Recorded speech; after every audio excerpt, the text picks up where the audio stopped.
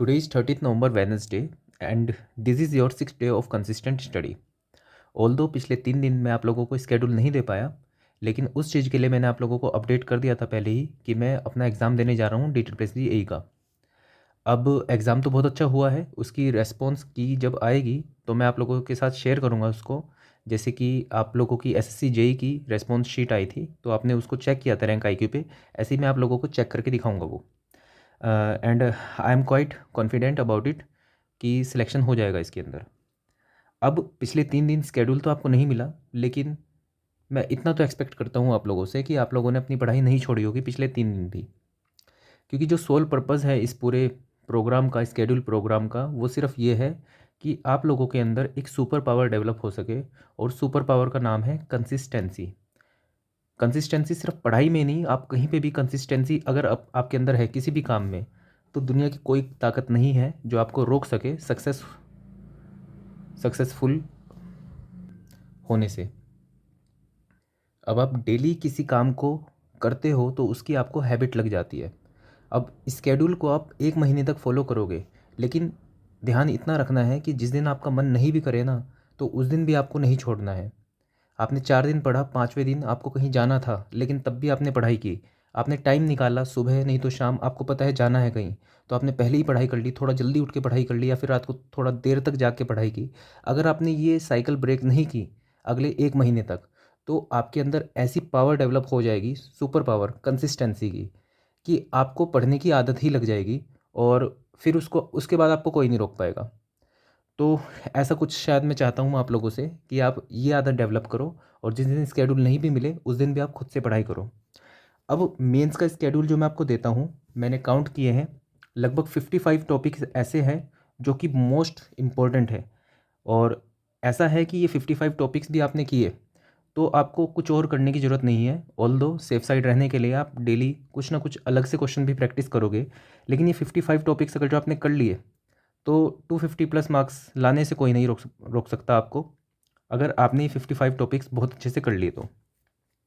अब अगर आपको चाहिए कि ये 55 टॉपिक्स मैं एक बारी में बता दूं, तो आप नीचे कमेंट में बता देना, मैं एक बारी में आपको बता दूंगा। बाकी हाँ, डेली मैं आपको एक एक टॉपिक तो देता रहूँगा। और सिविल फाउंडेशन स्केड्यूल, इसमें आपको डेली एक चैप्टर मिलेगा, जैसे कि मैं देता हूँ आपको, और उस चैप्टर को आपको अच्छे से करना होगा। जिन लोगों का फाउंडेशन कमज़ोर है, जिन्हें सिविल इंजीनियरिंग के सभी चैप्टर्स के बारे में नहीं पता है, तो मैं सिर्फ इसके अंदर इम्पोर्टेंट चैप्टर्स आपको डेली स्केड्यूल में दूंगा। इम्पोर्टेंट मतलब जैसे आरसीसी है, अब आरसीसी के अंदर रिटेनिंग वॉल भी है, ठीक है, प्री स्ट्रेस भी है, लेकिन जो चीज़ एग्ज़ाम में ज़्यादा पूछी जा रही है, तो मैं उन चैप्टर्स को आपको हाईलाइट करके पहले बताऊंगा कि आपको ये पढ़ने हैं, यहाँ से पढ़ने हैं, इतना पढ़ना है, ये चीज़ छोड़नी है, ये चीज़ इंपॉर्टेंट है, ठीक है, ये टेबल इंपॉर्टेंट है, ये IAS कोड की ये प्रोविज़न इंपॉर्टेंट है, ये सब मैं आपको बताऊंगा, ताकि आप एक मन से उस चीज़ को याद भी कर सको। आपकी नोट्स में कोई चीज़ लिखी आती है, आपके दिमाग में पहले ये आता है कि यार ये टेबल याद करनी ज़रूरी भी है कि नहीं है। मैं इतने एग्ज़ाम दे चुका हूँ तो मुझे बिल्कुल आइडिया है कि यह टेबल आपको ज़रूरी है कि नहीं है। तो ये सब चीज़ें मैं आपको सेकंड वाले सिविल फाउंडेशन स्केड्यूल में डेली आपको बताऊंगा। तो अगर आप एक दिन में एक चैप्टर भी कर लोगे, वो भी मोर देन सफिशिएंट है कि अगले 2-3 महीने में आपका पूरा बेस मजबूत हो जाए। लेकिन आप चाहते हो कि आप इससे ज़्यादा करना चाहते हो तो इससे ज़्यादा कर सकते हो, कोई आपको किसी ने रोका नहीं है। लेकिन हाँ, आपको एक एक चैप्टर तो करना ही है डेली। एक चैप्टर प्लस उसके AE JEE ESC गेट के जो भी आप क्वेश्चन करना चाहते हो उसको बहुत अच्छे से करने हैं आपको। तो मैं आज का मेंस का स्केड्यूल आपको बता देता हूँ और उसके बाद सिविल फाउंडेशन स्केड्यूल में आपको बताऊँगा। आज मेंस के स्केड्यूल में आपको क्या करना है, तो आज आपको 4 तरह के क्वेश्चन प्रैक्टिस करने हैं। In plane and out of plane में ये 2 टाइप के क्वेश्चन हो गए, और इसके अंदर भी 2 तरह के कनेक्शन होते हैं। वेल्डेड कनेक्शन हो गया, दूसरा बोल्टेड कनेक्शन या फिर रिवेटेड कनेक्शन। इन प्लेन में आप ये दोनों करोगे और आउट प्लेन में भी ये दोनों करोगे। तो ये 4 टाइप के क्वेश्चन हो गए। ये जो 55 मैंने आपको टॉपिक्स बताए हैं, तो ये 4 टॉपिक्स यही हैं इसके अंदर। ये इंपॉर्टेंट है, ये आते हैं ESC में भी आते हैं और आपके SSC JEE के मेंस में भी पूछे जाते हैं नॉर्मली। क्या क्या होते हैं एक बार बता देता हूँ। इन प्लेन मतलब प्लेन में जो आपकी फोर्स लग रही है, तो इस तरह से मान लो ब्रैकेट जुड़ा हुआ है, ठीक है, आप कि यहाँ पे फोर्स लगी। अब इस फोर्स को, जैसे मान लो ये प्लेट है, इसके साथ जुड़ी हुई, तो अगर जो मान लो ये फोर्स यहाँ पे लगाएंगे तो ये नीचे गिरेगा, तो इसको नीचे गिरने से रोकने के लिए हम यहाँ पे बोल्ट लगा दिए। अब इन बोल्ट पे कितनी फोर्स आएगी, ये चीज़, ये कनेक्शंस होंगे और इनके ऊपर फोर्स आएगी, तो सबसे ज़्यादा फोर्स किस पे आएगी, और जिस पे सबसे ज़्यादा फोर्स आएगी उसको ही आपको डिज़ाइन करना पड़ेगा कि उसकी शेयर स्ट्रेंथ कितनी होनी चाहिए। जैसे बोल्ट है, बोल्ट आपने यहाँ पे लगा दिया, अब अगर जो ऊपर से फोर्स लगी तो यहाँ पे ये जो बोल्ट होगा इस प्लेन में फेल हो जाएगा। तो आपको बोल्ट को इस तरह से लगाना है या फिर बोल्ट इतने लगाने हैं ताकि यहाँ पे इसके ऊपर मिनिमम स्ट्रेस आ सके। तो ये सब आपको सीखना है, ये इन प्लेन है। अब बोल्ट की जगह अगर आपने यहाँ पे वेल्ड कर दिया, ठीक है, तो वेल्ड कितना आपको करना है, कितना साइज़ होना चाहिए, कितनी लेंथ होनी चाहिए, ये सब आपको निकालना है। ये आपका वेल्डेड और बोल्टेड, ठीक है। तो आपको अंदर डिज़ाइन भी होगी, इसके अंदर डिज़ाइन किया कि कितनी इसकी साइज़ रखें वेल्ड की, या फिर ये हो गया डिज़ाइन। और दूसरा क्या होगा, एनालिसिस, कि अगर यहाँ पे इतना है तो ये कितना लोड यहाँ पे लगा सकते हैं, ये हुआ एनालिसिस। तो ऐसे ही इन प्लेन है। आउट ऑफ प्लेन में क्या होगा कि मान लो आपके पास कुछ ऐसा है और यहाँ पे, तो देखो जैसे एक कॉलम है, इसके साथ हमने यहाँ पे कुछ ये ऐसे बीम जोड़ा हुआ है। तो अब ये बीम को रोकने के लिए, ये मान लो यहाँ पे लोड लगेगा तो नीचे गिरेगा, इसको रोकने के लिए हम क्या करेंगे, यहाँ पे वेल्ड कर सकते हैं इधर, या फिर हम यहाँ पे ऐसे बोल्ट से इसको रोक सकते हैं। तो ये हुआ आउट ऑफ प्लेन। अब इसके अंदर भी बोल्ट कितने लगाएंगे ताकि इस लोड को रोक सके, या फिर इतने बोल्ट लगे हैं तो कितना लोड लगा सकते हैं। सिमिलरली यहाँ पे कितनी कितनी साइज़ की वेल्ड कर सकते हैं। तो इस टाइप के चार चार टाइप के आपके क्वेश्चन बनेंगे। एसएससी जेई की प्रीवियस ईयर में आपके पास ये चारों तरह के क्वेश्चन आपको मिल जाएंगे। आपको ये चारों क्वेश्चन प्रैक्टिस करने हैं। जब आपको यहाँ से ये प्रैक्टिस हो जाए तो आप मेंस के भी क्वेश्चन कर सकते हो, ईएससी के। तो ये आपको पूरा दिन लगा के इन चारों टाइप के क्वेश्चन को प्रैक्टिस करना है और आपको खुद से आंसर निकालना है। ऐसा नहीं कि आपने किया क्वेश्चन और आपको लग रहा है कि हाँ अब तो आंसर आ जाएगा, ये तो मैंने प्रोसेस समझ लिया। सिर्फ प्रोसेस समझने का खेल नहीं है, प्रोसेस समझने के बाद उसको अप्लाई करना और लास्ट में आंसर निकालना बिल्कुल एक्यूरेट, ये बिल्कुल आपका तरीका होना चाहिए। प्लस ये आपको आंसर निकाला तो आपने, लेकिन ये आंसर आपका 10 मिनट के अंदर आ जाना चाहिए, ठीक है। तो ये चीज़ आपको प्रैक्टिस करनी है। तो ये चार टाइप के क्वेश्चन हो जाएंगे आपके स्टील के। और जैसे जैसे आप ये क्वेश्चन करते जाओगे, पीछे से मैं आपको वर्क देता जा रहा हूँ, आप जैसे जैसे ये क्वेश्चन करते जाओगे तो आपके इंपॉर्टेंट क्वेश्चन सबसे पहले तैयार हो रहे हैं। जब आप टेस्ट सीरीज़ अपनी स्टार्ट करोगे, इस हफ्ते हम टेस्ट सीरीज़ स्टार्ट कर देंगे अपनी, और मैं आपको बताऊंगा कि आपको कौन सा टेस्ट देना है। इस बार सभी बच्चे एक तरह के ही टेस्ट देंगे और आपको एनालिसिस खुद से ही करना पड़ेगा उसको, प्रीवियस ईयर के क्वेश्चन से या फिर जो आपके पास नोट्स हैं उससे। तो टेस्ट सीरीज़ आपको स्टार्ट करनी पड़ेगी। आप टेस्ट सीरीज़ किसी भी कोचिंग की ले लो, बहुत अच्छी बात है। मतलब ले लोगे तो ज़्यादा अच्छी बात है, क्योंकि वहाँ पे वो आपको एनालिसिस करके भी बता देंगे कि आपने क्या सही लिखा क्या गलत लिखा। अगर आप अभी सोचो कि जैसे आपके डेली डेली नहीं, पर मंथ आपका कितने रुपए का नुकसान हो रहा है, तो आपका पर मंथ 50,000 रुपये का नुकसान हो रहा है। आप सिर्फ पढ़ाई में हो, अगर आप अभी जेई होते तो आपके 50,000 रुपये आपकी जेब में आ रहे होते पर मंथ। तो ये सोचो कि आपका कितना नुकसान हो रहा है, ठीक है। 50,000 रुपये का, एक महीने का 50,000 का नुकसान हो रहा है आपका। तो अगर आपको टेस्ट सीरीज़ खरीदनी पड़ जाए ना, तो वो घाटे का सौदा नहीं है, वो फ़ायदे का ही सौदा है। जल्दी से टेस्ट सीरीज़ लो, जल्दी से जो किताब लेनी है वो लो, अपना बढ़िया से तैयारी करो और उसके बाद सिलेक्शन लो और फिर 50,000 रुपये महीना कमाओ। वो छोटी मोटी चीज़ें हैं, किताब खरीदना, टेस्ट सीरीज़ लेना, कोचिंग लेना, ठीक है। मेंस की कोचिंग आप सोच रहे हो लूँ कि नहीं लूँ, ले लो।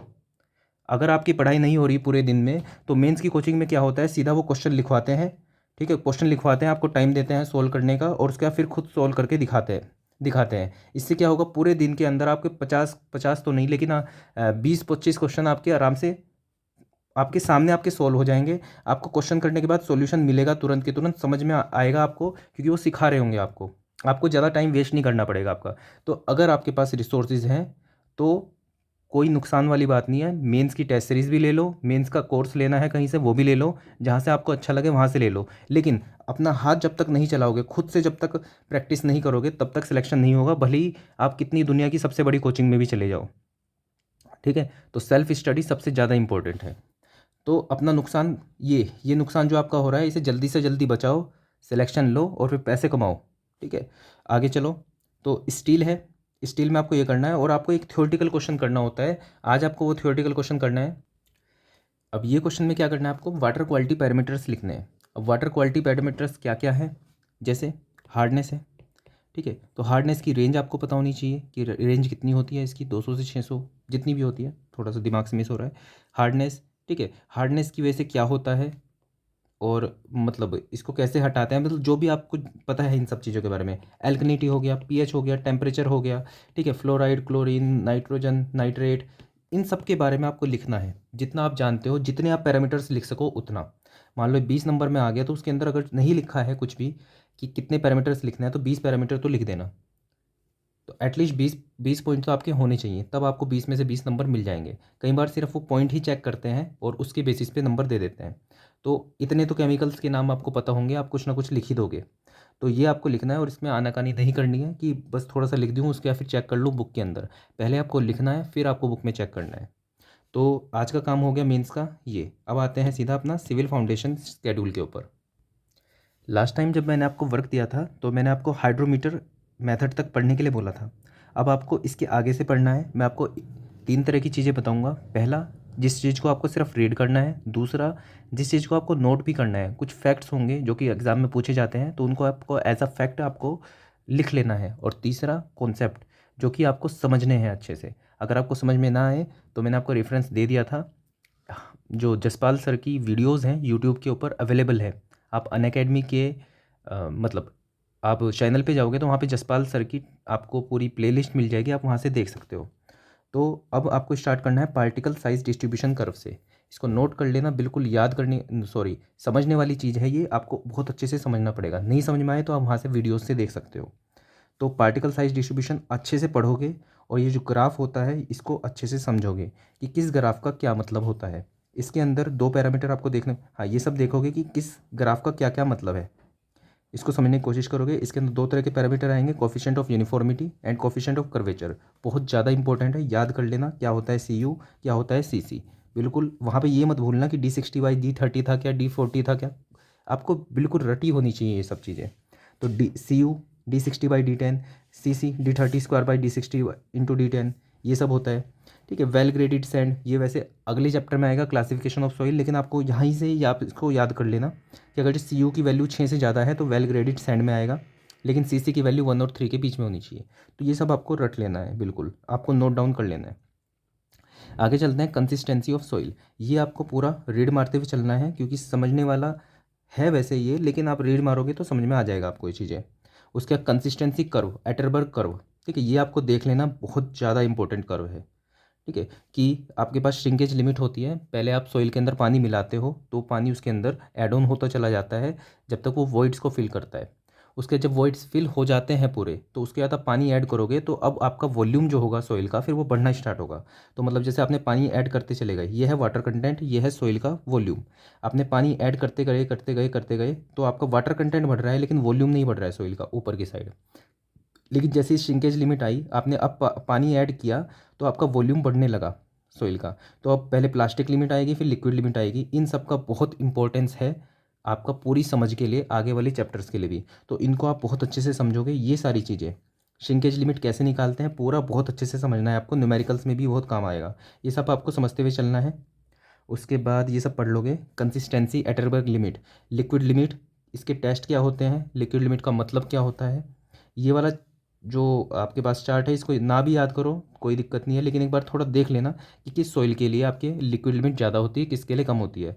आपको क्वालिटेटिवली देख लेना है इसको और समझना है कि लिक्विड लिमिट का असर क्या होता है। इसकी वजह से ज़्यादा होने से सॉइल क्या हो जाती है, कंप्रेसिबल हो जाती है, क्या होता है, मतलब ये सब आपको देख लेना है।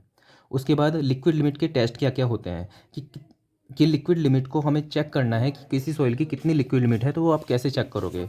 तो इसके लिए आप कितनी सॉइल लेते हो, कौन सा टेस्ट करते हो, जैसे कैसे टेस्ट होता है उसके अंदर आप, ये मैंने वीडियो भी बनाई थी इसके ऊपर, आप देख सकते हो उसको भी। तो वाटर कंटेंट और इसके साथ फ्लो कर्व आता है आपके पास, फ्लो इंडेक्स भी आता है इसके अंदर। इन सबको आप बहुत अच्छे से समझोगे, ये आपको बिल्कुल समझना है इसको, और आता है ये एग्ज़ाम में।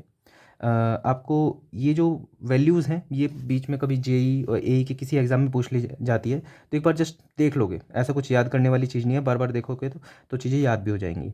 तो फ्लो इंडेक्स इसके लिए अंदर आता है। फ्लो इंडेक्स को आप देख लोगे, फॉर्मूला क्या होता है, डायरेक्टली फॉर्मूला पूछ लेता है, नहीं तो कैलकुलेट करवा लेता है आपको आईएफ की वैल्यू। तो आईएफ आपको समझना है।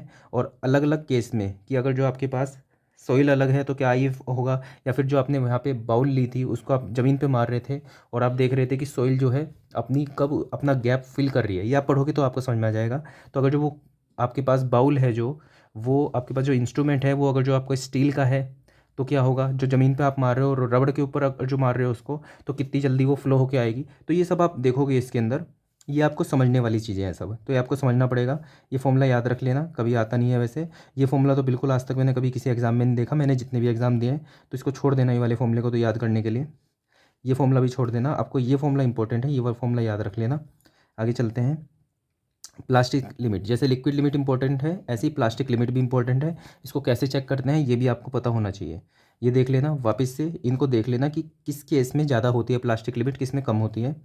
आगे चलते हैं। प्लास्टिक लिमिट डिटर्मिनेशन, कैसे उसको डिटरमाइन करते हैं। एक थ्रेड बनाते हैं, क्रम्बल ना हो ऐसे लिक्विड ऐसे वाटर कंटेंट पे, उसको प्लास्टिक लिमिट कहते हैं। तो ये आप पढ़ लेना अच्छे से, और इसकी एक एक चीज़ याद रख लेना कि 3 मिलीमीटर की डायमीटर की हम अपना थ्रेड बनाते हैं। आगे चलते हैं। श्रिंकेज लिमिट बताया ही था अभी, श्रिंकेज लिमिट को भी अच्छे से देख लेना। आगे चलते हैं। कैसे श्रिंकेज लिमिट को डिटरमाइन करते हैं। श्रिंकेज लिमिट क्या होती है, ऐसा ऐसा वाटर कंटेंट जिसके बाद अगर जो आपने पानी और ऐड किया, वाटर कंटेंट और ऐड किया, तो सॉइल का वॉल्यूम बढ़ने लगे, वो होता है श्रिंकेज लिमिट। आगे चलते हैं। सब कुछ पढ़ना है आपको, सब कुछ समझना है। फॉर्मूला याद ना करो, लेकिन इसको फॉर्मूले को समझ लेना है, इसके न्यूमेरिकल जरूर आते हैं। ईएससी में तो भर के आते हैं, भर के तो नहीं मतलब एक क्वेश्चन तो आ ही जाता है कई बार। उसके बाद आगे चलते हैं। ये सब आपको डेरिवेशन याद नहीं करना है, बस इसको समझ लेना है। इसके अंदर आपके पास श्रिंकेज रेशो भी आएगा, वो बहुत इंपॉर्टेंट होता है, उसको देख लेना है आपको। एज अ फॉर्मूला याद नहीं करना है आपको, बस चीज़ों को समझना है कैसे करते हैं। श्रिंकेज रेशो बहुत ज़्यादा इंपॉर्टेंट है, बहुत अच्छे से समझ लेना है इसको। आगे बढ़ते हैं। पूरा देखना है आपको, इसके ऊपर न्यूमेरिकल आते ही आते हैं। लीनियर श्रिंकेज आज तक मैंने कभी देखा नहीं है किसी भी एग्जाम में, एक बार रीड मार लेना, फॉर्मूला याद करने की कोई ज़रूरत नहीं है। प्लास्टिसिटी इंडेक्स पता ही होगा आपको, बहुत बेसिक सी चीज़ है, समझ लेना इसको, ईजी चीज़ है। हाँ, ये चार्ट आपको याद होना चाहिए, 0 से 7, 7 से 17, 17 से ज़्यादा। और ये याद होना चाहिए नॉन प्लास्टिक लो मीडियम हाई क्या क्या होता है। उसके बाद ये वाली चीज़ नॉर्मली नहीं आती है, तो इसके अंदर आप बस देख लेना किस केस में ज़्यादा होती है आईपी की वैल्यू। आगे चलते हैं। ये आईपी मिक्स का फॉर्मूला डायरेक्टली पूछ लिया जाता है, एक बार देख लेना, सिंपल एवरेज है ये, और कुछ नहीं है। कंसिस्टेंसी इंडेक्स और रिलेटिव कंसिस्टेंसी, इसका आपको फॉर्मूला याद रखना है। आईसी और एसई आईएल आता है, लिक्विडिटी इंडेक्स, तो दोनों देख लेना। जैसे आईसी है, इसके अंदर लिक्विड लिमिट आता है, लेकिन लिक्विडिटी इंडेक्स में लिक्विड नहीं आता है, तो इसके अंदर WN-WP आता है, नीचे आईपी होता है। तो ये देख लेना, ठीक है। चार्ट जो है याद करने की कोशिश मत करना, देख लेना एक बार क्या चीज़ है। आगे चलते हैं। अनकन्फाइंड कंप्रेसिव स्ट्रेंथ याद करना है, मतलब क्या होती है ये देख लेना है। टफनेस इंडेक्स फॉर्मूला याद होना चाहिए, डायरेक्टली फॉर्मूला पूछ लिया जाता है। आईपी अपॉन आईएफ, आईएफ आपने पीछे पढ़ा था अभी तो। और आईटी की वैल्यू कहाँ से कहाँ तक होती है, अगर जो 1 से कम हुई तो सॉइल क्रम्बल होने लगेगी प्लास्टिक लिमिट पे, बिल्कुल एज इट इज़। ये प्लास्टिक ये पूछ लेते हैं कि soil is consider to be friable at plastic limit, liquid limit, shrinkage limit, none of the, तो ये प्लास्टिक लिमिट है इसका आंसर, जस्ट डेफिनेशन में से पूछ लेते हैं, तो आपको बिल्कुल अच्छे से समझनी है ये लाइन। आगे चलते हैं। उसके बाद ये सब अब पढ़ने वाली चीज़ें हैं, ये सब समझने वाली चीज़ें हैं, समझ लेना। आगे थोड़े से न्यूमेरिकल हैं, इनको देख लेना, न्यूमेरिकल सोल्व जरूर करना है। सेंसिटिविटी, डेफिनेशन विद फॉर्मूला, दोनों चीज़ें होनी चाहिए, प्लस 1 से कम, 1 से 4, 4 से 8, 8 से 16, 16 से ज़्यादा, और किसका मतलब क्या है याद होना चाहिए आपको। थिक्सोट्रोपी का मतलब क्या होता है, सॉइल जब रिमोल्ड होती है फिर वापस से गेन करती है अपनी स्ट्रेंथ, इसको कहते हैं थिक्सोट्रोपिक। थिक्सोट्रोपिक डेफिनेशन याद कर लेना, मैच द फॉलोइंग में आता रहता है क्वेश्चन।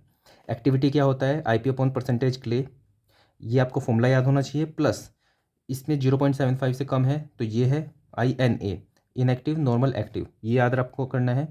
इसका जो टेबल है वो याद करना है आपको। कोलेप्सिबिलिटी आज तक वैसे पूछा नहीं गया है, एक बार रीडिंग मार लेना होती क्या है ये, बस ये देख लेना।